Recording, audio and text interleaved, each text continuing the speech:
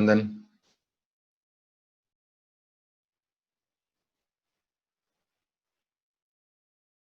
Buen día. Ya que está, les voy contando mientras esperamos un poquito a ver si se conecta alguien más. Recuerden que el viernes que viene es el parcial teórico. El día, estoy pensando lunes o martes de la semana que viene. Ustedes tienen el parcial práctico el martes, ¿no es cierto?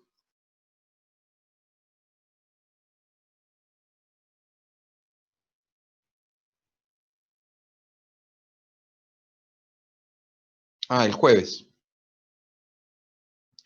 Bueno, entonces, está, el jueves. Entonces el jueves, probablemente, después del parcial práctico, habilite un par de horas o una hora, una cosa así, en el aula virtual, un enlace justamente a donde rindieron el parcial práctico para que ustedes lo puedan ubicar a la misma altura, un enlace de prueba, de práctica para el parcial teórico. O sea, los puntos que se van a preguntar en ese parcial no van a ser los mismos, lógicamente, ni parecidos ninguno de ellos al que se les va a tomar al día siguiente. Pero como para que ustedes tengan una idea de el formato de, de las características del parcial, de la profundidad del parcial y en general de los temas que van a entrar. ¿Les parece? O sea, así una especie de simulacro. El mismo día jueves. Podría hacerlo antes, pero por ahí a lo mejor el simulacro lo pueden aprovechar más si han estudiado, porque si han estudiado para rendir el parcial, ustedes pueden aprovechar el simulacro y ya después de haber rendido el parcial práctico, es como que ya saben quién de ustedes va a rendir o va a querer rendir el parcial teórico que es optativo. Entonces podemos hacer así. Ya se los voy a comunicar también por Telegram, se los voy a publicar en el aula virtual. Y más que nada para que ustedes sepan a dónde van a encontrar el enlace para el parcial del día siguiente. ¿De acuerdo? Los temas que entran son los mismos que entran para el parcial práctico, nada más que teóricos.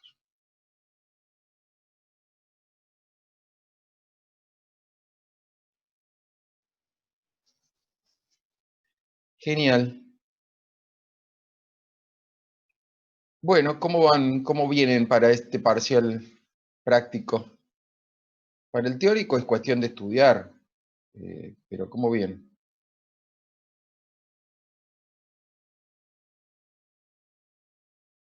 El desarrollo es en el práctico, Luciano, y tienen que entregar el desarrollo en una tarea que les va a habilitar la profesora.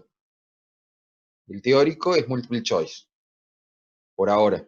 ¿Por qué digo por ahora? Porque ustedes tienen que aprobar los dos prácticos y los dos teóricos como para poder acceder a una aprobación directa. Entonces, la instancia para determinar luego la aprobación directa sí va a ser alguna especie de coloquio escrito, vamos a decir, en donde ustedes van a tener que desarrollar. Si no son muchos, va a ser un oral conmigo. Si son varios los que están en esa instancia, entonces, bueno, haremos a lo mejor alguna conexión por Zoom y tendrán que desarrollar dos o tres temas y en función del desarrollo, entonces se dará o no la aprobación directa. En el teórico va todo, lo visto hasta máximos y mínimos condicionados para este parcial. Pero tengan en cuenta, chicos, que en esta materia no se dejan temas, o sea, llegamos hasta los mismos temas que se toman en el parcial, pero en el teórico se ve todo lo visto, o sea, entra todo lo visto. Ustedes tienen que tener en cuenta que el teórico es opcional y está diseñado para la aprobación directa. Por lo tanto, se ven todos los temas. Tienen que rendir todos los temas para poder después optar por la aprobación directa. No vamos a dejar temas sin ver para la aprobación directa, lógicamente. Es como un examen final, pero en cuotas. Esa es la idea. O sea, tener la posibilidad de rendir un examen final en cuotas. Pero no, si hay materias que, por ejemplo, para la aprobación directa no entran tema en el teórico, bueno, pero en realidad uno tiene que pensar que es eso. Una aprobación directa es un examen final rendido en partes, entonces sí, entra todo. Como no es obligatorio, ¿de acuerdo? Bueno, chicos, ténganlo en cuenta, ya se los voy a estar informando, seguramente durante la semana que viene, como para que estén más frescos al respecto. En este momento concéntrense en el práctico, es más importante, eh, porque el teórico eventualmente será un plus si les va bien en el práctico. Entonces, el día jueves les presento un link para que ustedes puedan hacer un simulacro de parcial y el día viernes tendrán el parcial en este horario.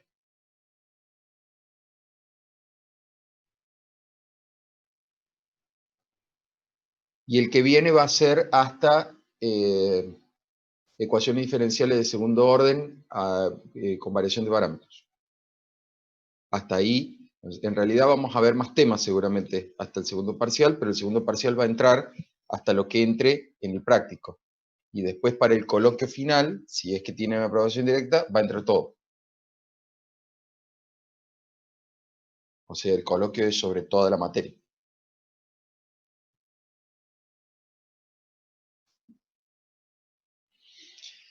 Bueno, de hecho nosotros, por ejemplo, ahora hemos visto todo lo que es integral, integral curvilínea, y eso no entra en el parcial, y todo esto va a entrar en el segundo.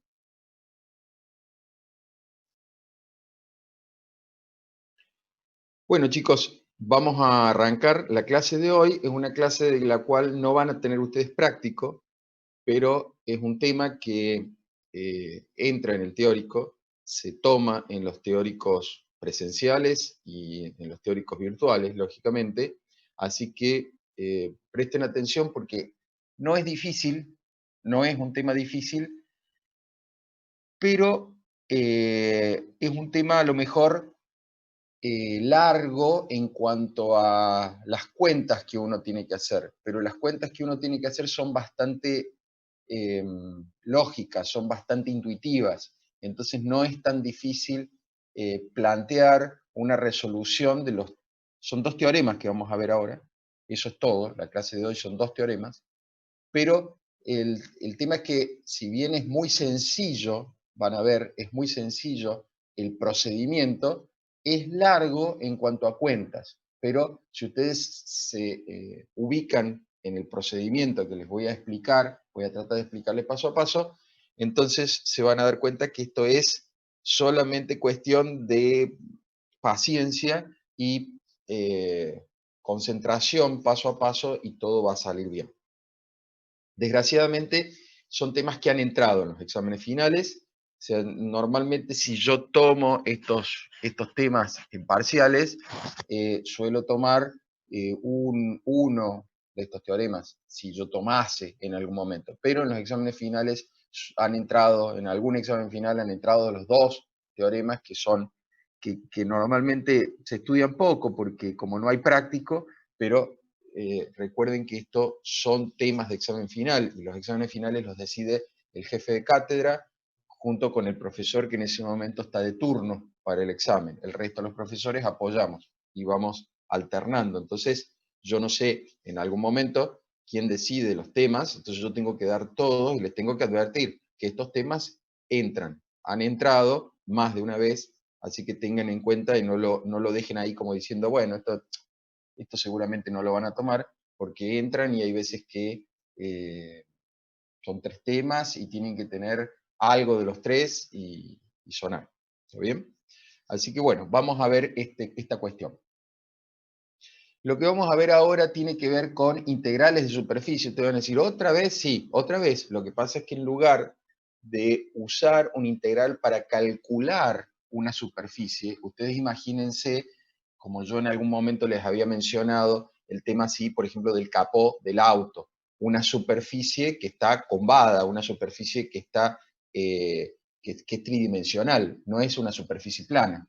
Entonces habíamos calculado una integral para poder resolver justamente la superficie esa, para poder obtener el valor de esa superficie tridimensional.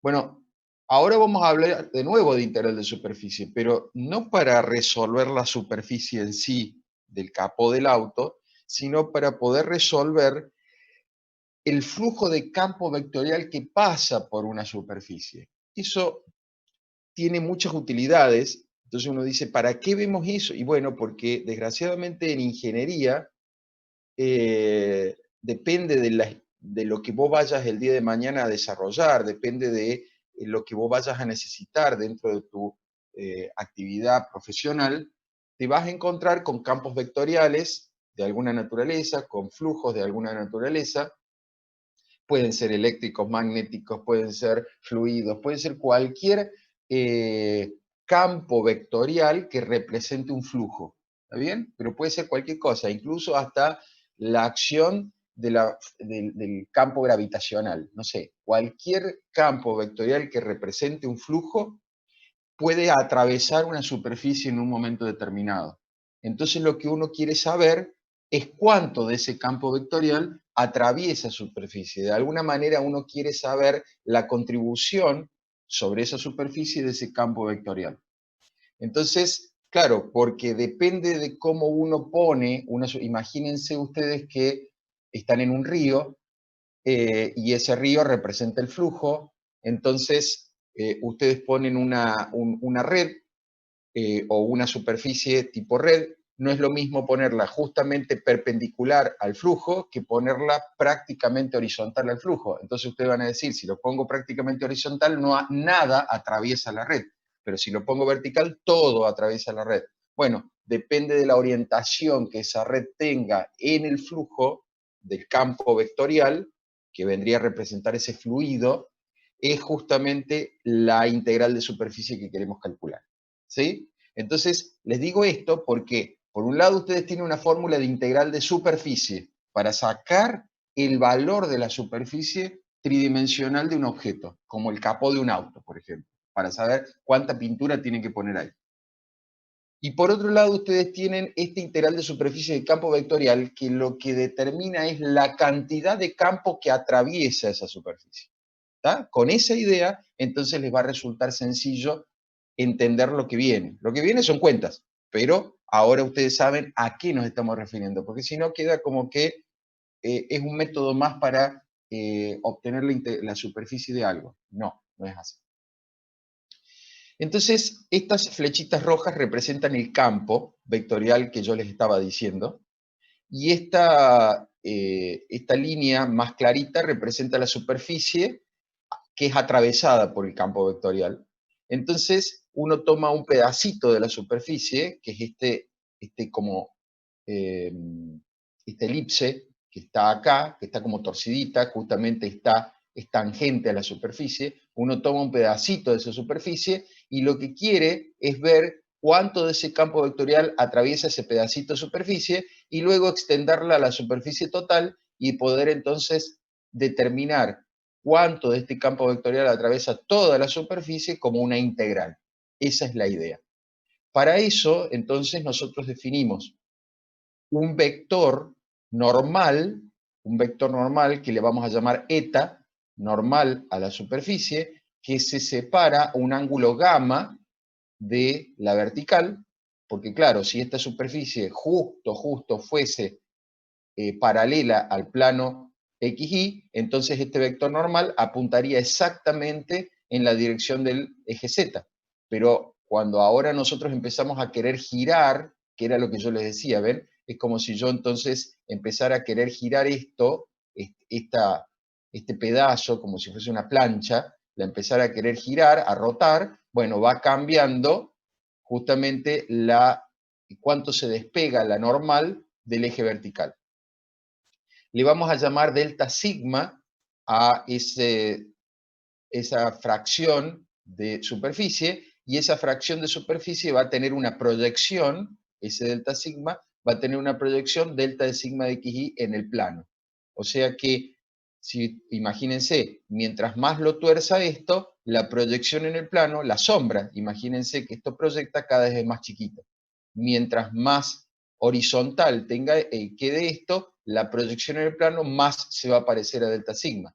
A tal punto que cuando esto quede absolutamente horizontal, la proyección en el plano, delta sigma xy, va a ser exactamente igual al delta sigma este que tengo acá. ¿Sí? Entonces, esto que les estoy contando es como para que nos ubiquemos. Cuando hablemos de curva cerrada lambda, estaremos hablando de la curva que representa el borde de toda la plancha. Y cuando hablemos de sigma, nos estaremos refiriendo a la superficie de toda la plancha, del cual estamos viendo un pedacito para poder hacer las cuentas.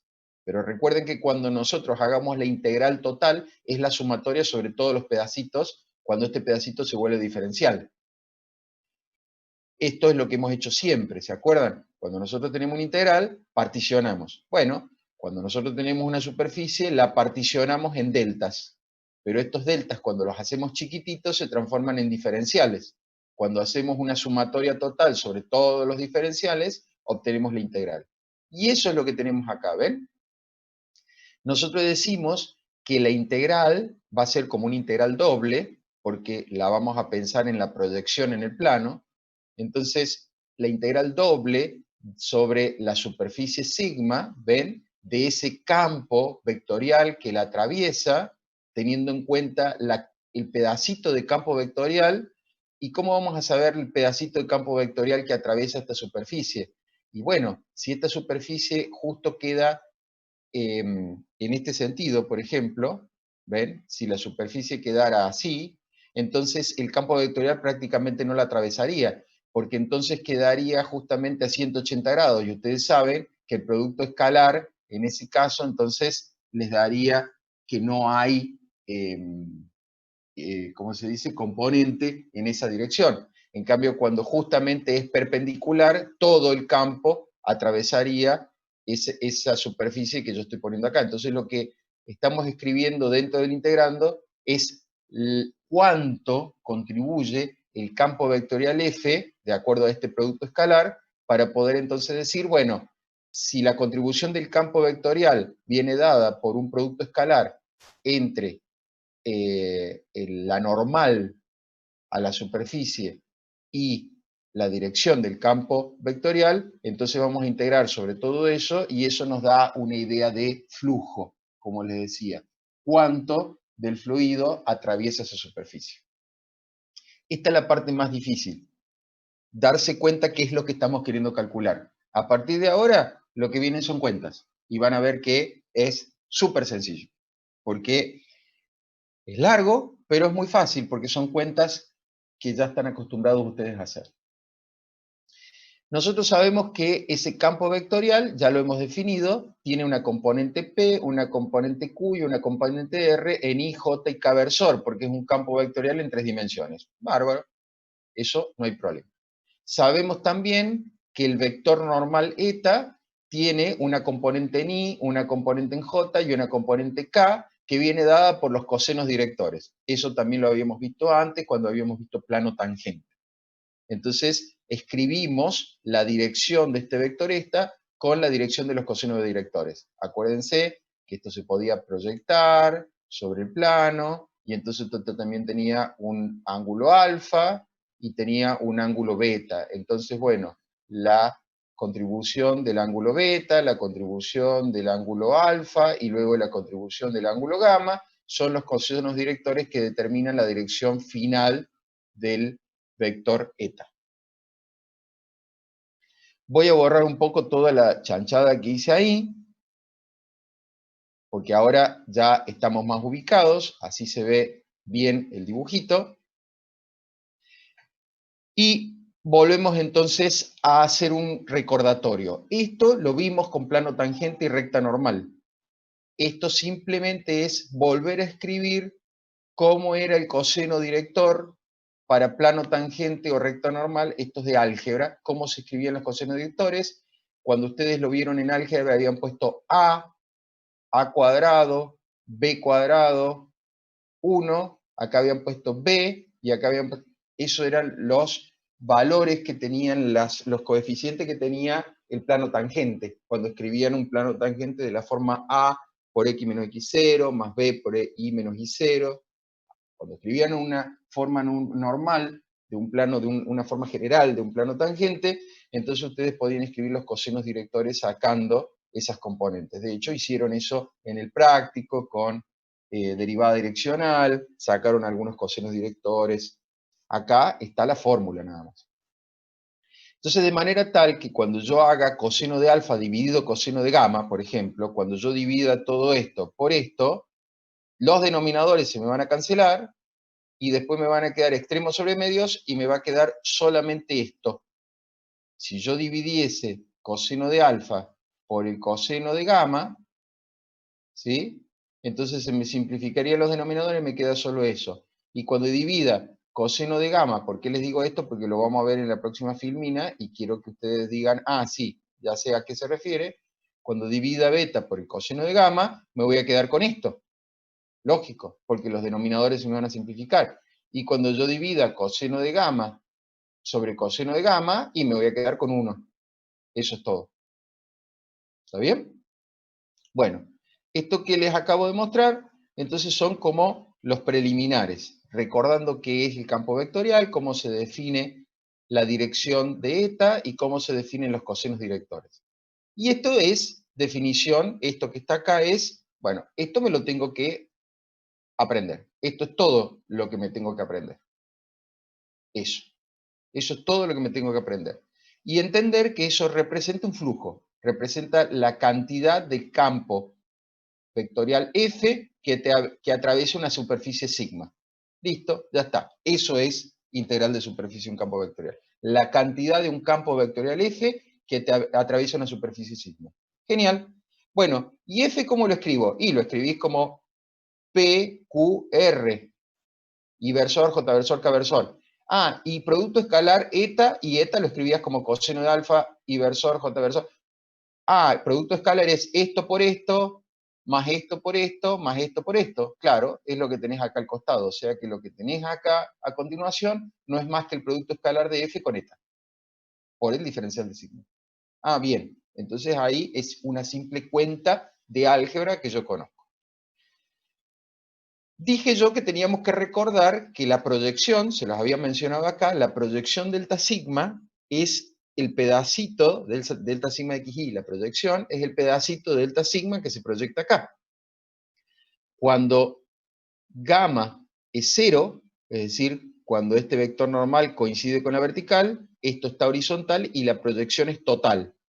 Pero cuando gamma es 90 grados, entonces quiere decir que esto está paradito, ese elipse está paradita, entonces no hay sombra prácticamente sobre el plano XY. Entonces la sombra, el tamaño de la sombra depende del ángulo gamma, lógico. Entonces la proyección sobre XY depende de la elipse que yo estoy tomando por el coseno de gamma. Claro, cuando gamma valga 0, el coseno de 0 es 1. Entonces la proyección es total. Pero cuando gamma valga 90 grados, entonces el coseno de 90 es 0, entonces la proyección es 0. Eso es lo que estamos diciendo. Entonces lo único que vamos a hacer acá, parece que Joaquín tiene sueño, saca la cámara, Joaquín, porque se te ve ahí. Cuando yo despeje acá delta sigma, voy a pasar dividiendo el coseno de gamma, ¿ven? Y voy a recordar que la proyección, en definitiva, esta proyección que yo tengo acá abajo, en realidad es un diferencial de área, porque esto es un diferencial, este delta, cuando yo lo transformo en diferencial, va a ser un diferencial de área. Por lo tanto, este delta es un delta de área. Entonces, vamos a suponer que yo escribo este delta de área en coordenadas cartesianas. Entonces, por eso yo, en vez de poner el delta, voy a transformar todos estos deltas en diferenciales y voy a escribir este delta como un diferencial en coordenadas cartesianas. Eso es todo lo que estoy diciendo. Esta es la parte quizás más complicada de llegar, porque uno dice, bueno, ¿cómo hago para llegar a esto? de que el diferencial de sigma es el diferencial de x por el diferencial de y sobre el coseno de gamma? Bueno, partiendo de la base de que la proyección en el plano de ese delta es delta de sigma por el coseno de gamma. Partiendo de ahí y luego diciendo que el diferencial de sigma lo voy a poner como un diferencial de área en coordenadas cartesianas. Genial. ¿Por qué hice eso? Porque acá tengo el diferencial de sigma. Después de que hice toda la cuenta, tengo el diferencial de sigma. Entonces reemplazo ese diferencial de sigma acá y me va a quedar lo que tenía antes por diferencial de x, diferencial de y. Bueno, pero ahora viene la parte fácil, porque este coseno lo voy a pasar dividiendo para acá adentro. ¿Ven? Y ya habíamos visto cuánto era la división esta. Era menos la derivada de z respecto de x. Se los había contado acá, ¿se acuerdan? La división de cada una de estas cosas. La división de coseno de beta sobre coseno de gamma menos la derivada parcial de z respecto de y.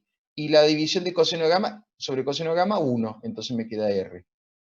Entonces, en definitiva, ya está. Esto es todo. La definición que nosotros estamos planteando es que para una integral de superficie de un campo vectorial, esta integral es exactamente esto.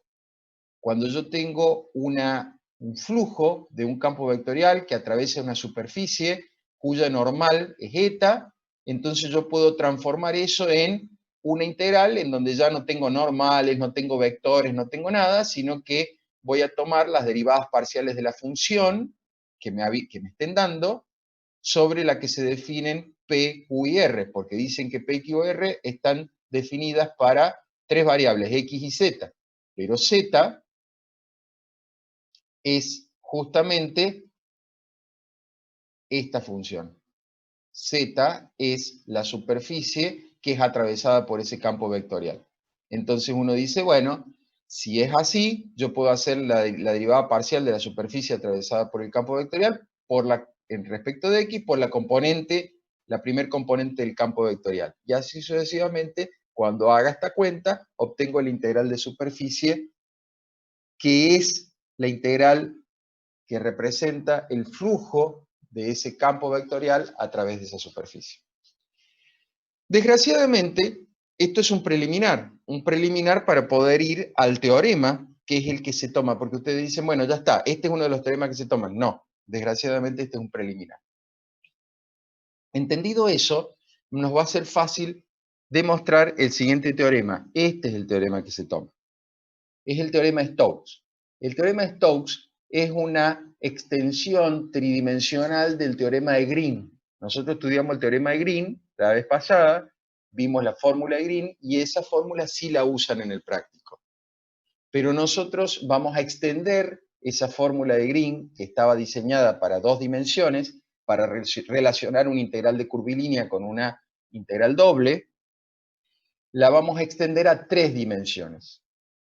Entonces, esa extensión a 3 dimensiones define lo que se llama teorema de Stokes.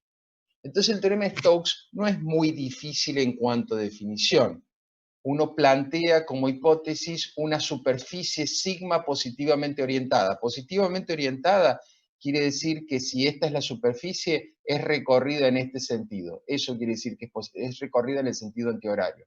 ¿Para qué? Cuando ustedes imaginen que la regla de la mano derecha, ¿se acuerdan? Cuando ustedes quieren rodear esta superficie con sus dedos extendidos, el dedo pulgar queda apuntando para arriba.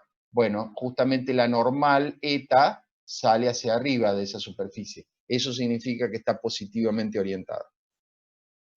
Entonces dice que esta superficie le vamos a llamar sigma y que está rodeada por una curva lambda. Así le vamos a llamar a esa superficie, y que hay un campo vectorial, bueno, un montón de flechitas ponen acá, que tiene derivadas parciales continuas en una región abierta de sigma. En una región abierta de sigma quiere decir por fuera de esta región también está definido ese campo vectorial.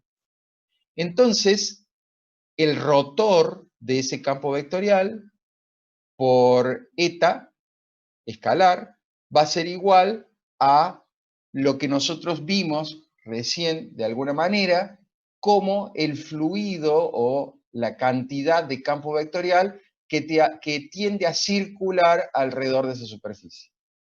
El rotor de una función, acuérdense que de alguna manera describía la capacidad que tenía un fluido de girar en torno a un punto. Entonces lo que estamos diciendo, de alguna manera, que la cantidad de fluido que tiende a girar sobre esta superficie, eso es el rotor, es exactamente igual a la cantidad de fluido que tiende a girar en torno al borde de esa superficie. Esa es la relación que establece Stokes, pero la relación es mucho más interesante de lo que parece por el hecho de que justamente relaciona un integral de superficie con un rotacional con una integral curvilínea.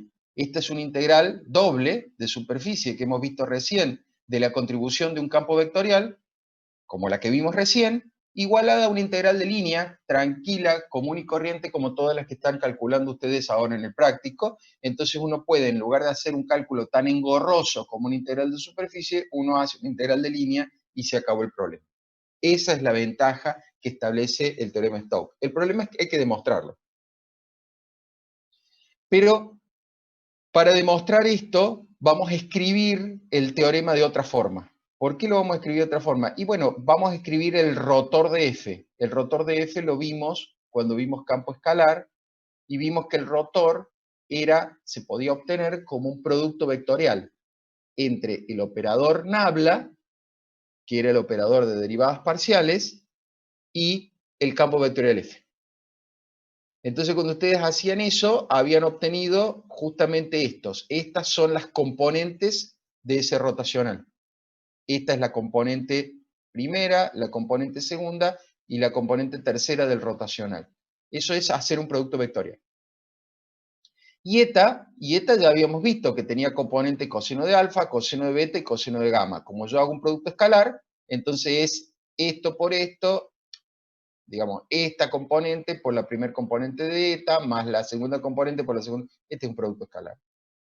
Y del otro lado es un producto escalar de las componentes de F, que son P, Q y R, con las componentes de DS, que son de X, de Y, de Z. Entonces, hago ambos productos escalares. Escribir el teorema de Stokes de esta forma es lo que me va a permitir demostrarlo de manera fácil. Entonces, si yo puedo demostrar que esto es igual a esto, entonces estoy demostrando la fórmula de Stokes. Eso es lo que vamos a hacer a continuación. Entonces lo que van a ver es que vamos a hacer cuentas, nada más. Todo lo que viene a continuación no es que supongamos que F es continuo, no, son cuentas. Son puras cuentas. Lo que pasa es que hay que tener paciencia con las cuentas.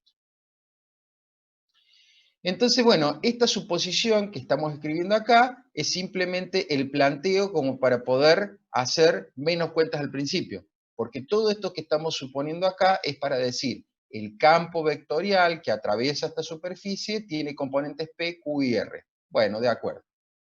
El rotor de ese campo vectorial, si esto es así, se puede calcular. Ustedes pueden agarrar y escribir el determinante de una matriz en donde ponen I versor, J versor, K versor, y acá ponen las derivadas parciales, la derivada parcial respecto de X, la derivada parcial respecto de Y, la derivada parcial de Z. Este es el operador nabla, acá va arriba. Y acá abajo va la componente de F, que es P, acá va P, acá va Q y acá va R. Y ahora hago este producto vectorial. Entonces para I versor va a ser este por este menos este por este, que es lo que tengo acá. Para J versor va a ser este por este menos este por este con un signo menos adelante. Bueno, es lo que tengo acá. Y para K versor, este por este menos este por este, es lo que tengo acá. O sea que el rotor se puede claramente calcular. Si a ustedes le dan suficiente tiempo en un examen teórico, entonces si ustedes esto no se lo quieren aprender de memoria y solamente quieren recordar que una función, un campo escalar f tiene componentes p, q y r, hacen el producto vectorial y obtienen el rotor de f. Entonces uno dice, bueno, también se acuerda de lo que habíamos concluido al principio de esta clase, que la integral de flujo se puede resolver de esta forma. Es la integral de superficie que habíamos obtenido recién, que es la contribución de un campo vectorial F, que atraviesa una superficie sigma. Esto era el primer resultado que obtuvimos hoy. Entonces uno se acuerda de ese primer resultado, define F, define eta y define el rotor. Pero dice acá, miren, cuando es F solita por eta, fíjense, es la derivada parcial de z respecto de x por la componente p, que es la primer componente de f. Luego, menos la derivada parcial de z respecto de y por la componente q, que es la componente de f. Más la tercer componente de f, que es r.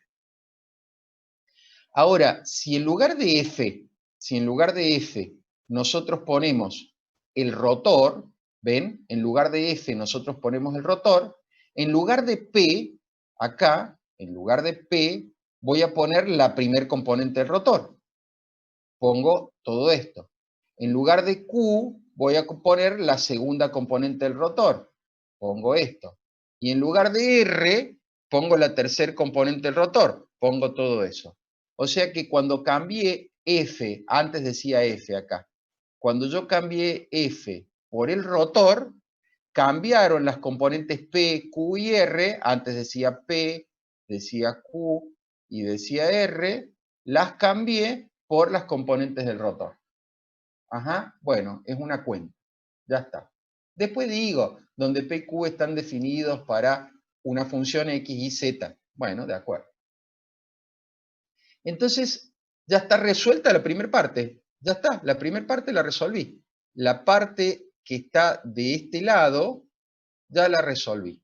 Yo digo que la integral del rotor es esta. Bueno, ahora vamos a ver, esta primera parte es la primera parte del teorema de Stokes. Miren la filmina anterior, esta. Ya la resolví. La primera parte demostré que es esto que tengo acá abajo. Ahora vamos a demostrar que esto que tengo acá es esto. Eso es lo que vamos a demostrar. Si yo puedo demostrar que eso es esto que está acá, se acabó y he demostrado el teorema de Stokes. Entonces, partimos de ahí. Queremos resolver esta integral. Entonces, ahora, si yo puedo decir, esta integral es esto, y vamos a hacer operaciones para que veamos que esto me da exactamente lo que está acá, entonces logro demostrar la igualdad de Stokes y se acabó el teorema. Entonces, esto dice que Stokes, la integral de línea del campo vectorial F, escalar el diferencial de S, es lo que tengo a la derecha. Ya lo vimos, porque F lo he definido así y de S lo he definido así, entonces es un simple producto escalar. Pero como dijimos que, fíjense, voy a borrar esa flecha que está ahí porque está enchastrado.